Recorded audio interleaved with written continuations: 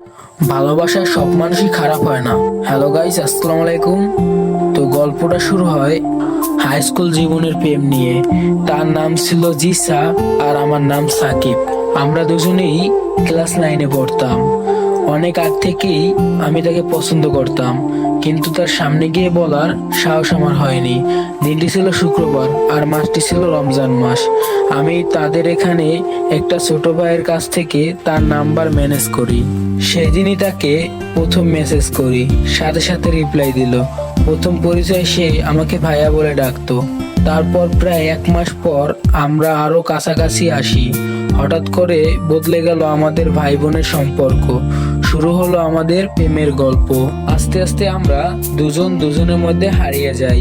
আমাদের মধ্যে অনেক রাগ হয়েছে, ঝগড়া হয়েছে, অভিমান হয়েছে, কিন্তু আমরা দুজন দুজনের সাথে কথা না বলে থাকতে পারতাম না।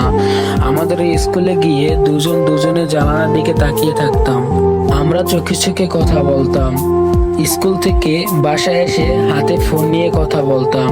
আমাদের সম্পর্কটা শুধু মেসেজে থেমে থাকেনি, আমরা অনেক সময় ফোনেও কথা বলতাম। প্রচুর রাগ ও ভালোবাসার মধ্য দিয়ে কেটে গেল 6 মাস। সে আমার জন্য বাসা থেকে টিফিন বানিয়ে আনতো। টিফিনের সময় আমরা দুজন একসাথেই টিফিন খেতাম। আমাদের দিনগুলো অনেক ভালো কাটতো। এসে গেল শীতকাল। মাসটা ছিল ডিসেম্বর। তখন স্কুল বন্ধ দিয়েছিল, কিন্তু আমরা দুজন দুজনকে না দেখে থাকতে পারতাম না। তাই একটা স্যারের কাছে প্রাইভেট পড়া শুরু করলাম, যাতে আমরা দুজন প্রতিদিন দেখা করতে পারি।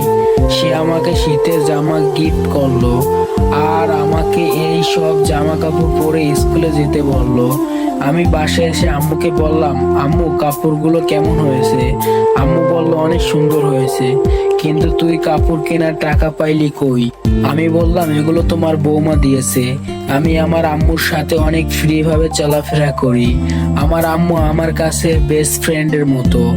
আমি আমার আম্মুর কাছে সবকিছু শেয়ার করতাম। শীতের সকালে প্রাইভেট পড়তাম। প্রাইভেটের আগে গিয়ে আমি তার সাথে র্যাকেট খেলতাম। অনেক ভালো কাটতো আমাদের স্কুল জীবনের দিনগুলো। হঠাৎ আমাদের মাঝে এলো কালবৈশাখী ঝড়। তার বাসা থেকে বিয়ের জন্য চাপ দিচ্ছে, এমনকি তার বাড়ি থেকে বিয়ে ঠিক করে ফেলছে। সেই স্কুলে এসে আমাকে সবকিছু বলল। ও জড়িয়ে ধরে কান্না করতে লাগলো। ওর কান্না দেখে আমারও খুব কান্না পেল। সে আমাকে ছেড়ে বাসায় যেতে চাচ্ছিল না। তাকে অনেক বুঝিয়ে তার বাসা পর্যন্ত এগিয়ে দিয়ে আসলাম, আর তাকে বললাম, তুমি এই বিয়েতে কিছুতেই রাজি হবে না। সে আমাকে কথা দিল বিয়ে ভেঙে দিবে। আস্তে আস্তে আবার সবকিছু আগের মতো হয়ে গেল।